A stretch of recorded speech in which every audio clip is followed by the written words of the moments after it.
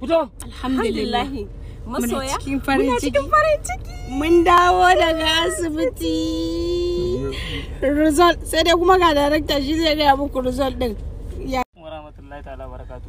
Masoya annabi ga mun dawo daga asibiti kuma ga result. Amma na ga Sara da Hajiya Nafisa suna farin ciki to amma kuma ai Hajja Aisha ma'ana Hajiya Habiba ta yi tawassuli da manzon Allah sallallahu alaihi wasallam. To mu me yasa baka sa mun yi tawassuli da gaskiya ba zai yi wa dawo director ka taimaka. Wayo Allah na muna cikin wani asiri